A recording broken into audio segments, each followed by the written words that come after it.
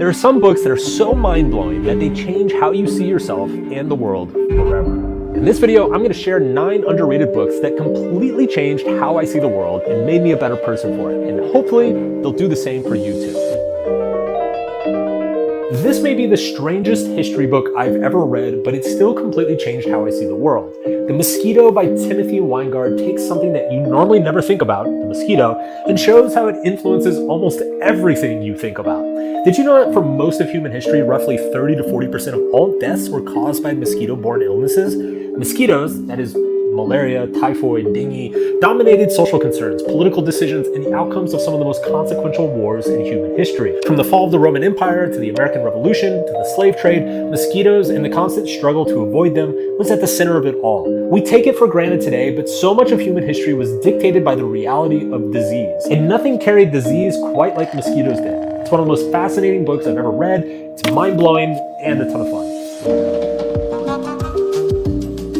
This book is so important because most lay people don't realize that there is a massive replication crisis going on in the social sciences, to the point that in some fields such as economics, psychology, sociology, and others, more than 70% of the research does not replicate reliably when tested by other scientists. This is a huge problem. Ritchie does a great job of explaining not only how so much research gets fudged, but also the incentives within the peer review system behind it. It's a hugely important book for anyone who wants to take scientific inquiry seriously. It changed how I approach all the data I come across and has made me far more skeptical as a result.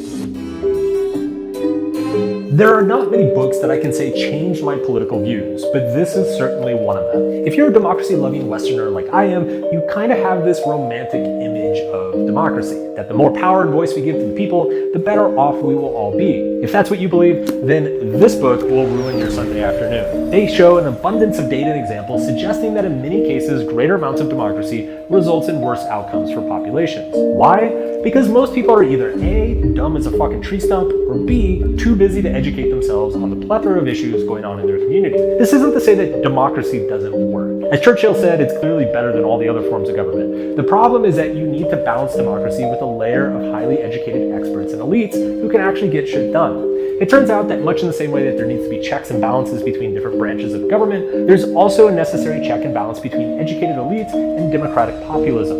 Check it out. This is one of my favorite books ever. I believe I've read it 3 times. Becker was an obscure philosophy professor who found out that he had terminal cancer and on his deathbed wrote this book, The Denial of Death. His argument is simple. Death terrifies us. It terrifies us so much that we unconsciously seek out ways that we can metaphorically live forever. Let's call these our immortality projects. Now, immortality projects are why people are driven to run for government, to write books, to have children, and build statues. It's why they become so invested in charitable causes, political conflicts, and creating artifacts of their lives. It's the ego's way of creating something in the world that will outlast itself. Now, these immortality projects are what give our lives a sense of meaning and importance. They are necessary for remaining psychologically healthy and stable. And when our immortality projects clash with other people's immortality projects, war and violence ensues, because we are literally willing to die so that our immortality projects may survive. It's a real mind bender. Check it out. This book was monumentally influential in the 60s, 70s, and 80s as television rose to cultural prominence. I think today, in the social media age, it deserves another round of publicity, as its insights are more relevant than ever. McLuhan's big insight is also his most famous quote: "The medium is the message." McLuhan argued that the content of media is mostly inconsequential. Whether you're watching cooking shows or murder mysteries or soap operas, it likely has far less of a cognitive effect than the media in which you consume it. This is because every medium interfaces with our brains in distinct ways that train us how to consume information and perceive the world. Back in the 60s and 70s, McLuhan's observation was that television and radio were passive forms of media. You turned on the TV and sat there waiting for what it showed you. Whereas with reading, you had to actively seek out what to consume. TV encouraged your critical thinking to turn off, while reading required it to comprehend the information in front of you. McLuhan argued that the nature of the media that organizes society determines the character of the people within it. I would give anything to hear what McLuhan would say about social media today, but rereading this book, I can't help but feel that the way social media caters to each of us individually, enveloping us in our own distorted form of reality, perfectly suited to our tastes and fears, it must be driving a kind of subtle loneliness and narcissism that we have never faced before. And speaking of being shaped by our technology, this video is brought to you by Grammarly. the AI assistant designed to make you sound and look smarter than you actually are. My team and I used Grammarly for years to catch errors, misusage of words, and find subtle ways to improve our writing and marketing. But recently, Grammarly has gone even further and rolled out a full-blown AI writing assistant to help you craft memos, important emails, or write up notes in the most efficient and professional way possible.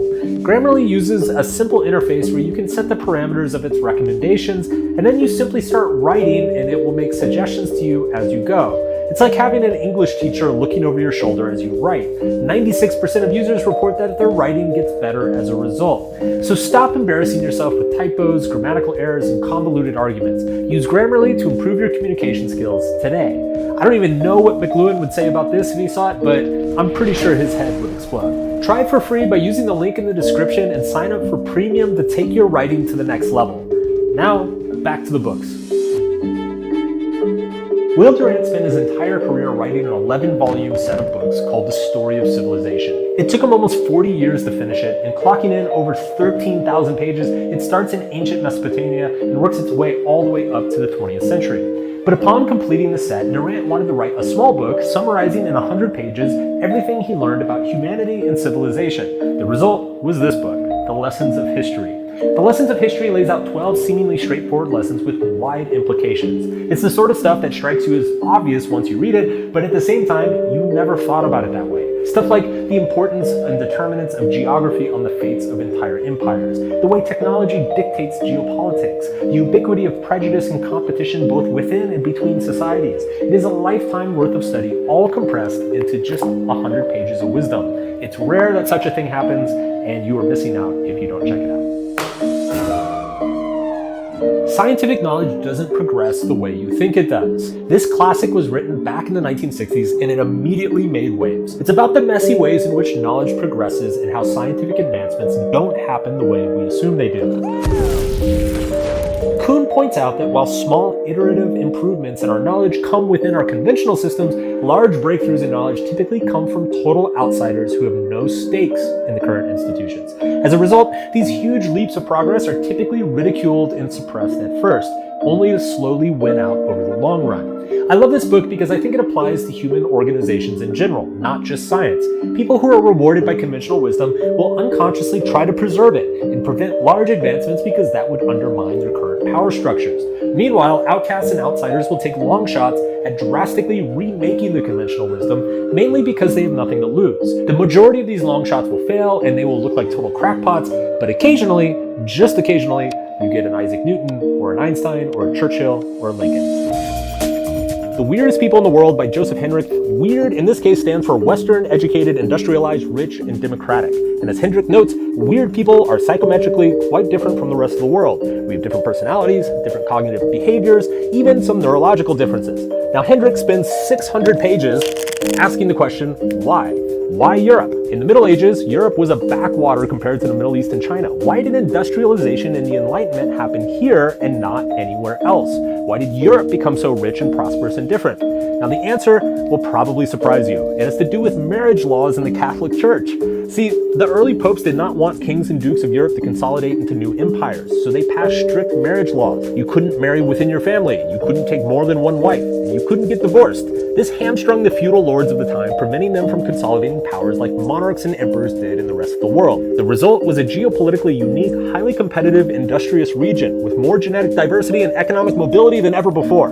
It's an absolutely stunning read, both in its scope and its argument. I don't know if it's completely true, but in terms of books that have made me think about shit and see things in a new way, this is way up on the list. Like most people of my generation, I grew up with an apocalyptic assumption about climate change. Our atmosphere seems to be getting warmer. Warming will continue. The hottest month on record. Global warming. Global warming. Global warming. If anything, it always seemed the reality was far worse than what most people believed, and I never came across an intelligent and informed argument otherwise. Until this book, Apocalypse Never by Michael Shellenberger. Shellenberger is a former climate activist who has traveled all over the world learning and helping environmental causes. And this book is essentially an argument for everyone to chill out. No pun intended. It's not as bad as we think. There is hope, and the alarmism and apocalyptic rhetoric is likely counterproductive. Again, another book that I'm sure not everything is 100% true, but it's the first time I was ever exposed to a viewpoint about climate change that was both smart, well-researched, and optimistic. And that is certainly something worth checking out. All right, that's it. Links to all of these books are in the description, and let me know what books have changed how you see the world in the comments. Let's all blow our minds together. Okay, that sounded kind of sexual, but you get what I mean.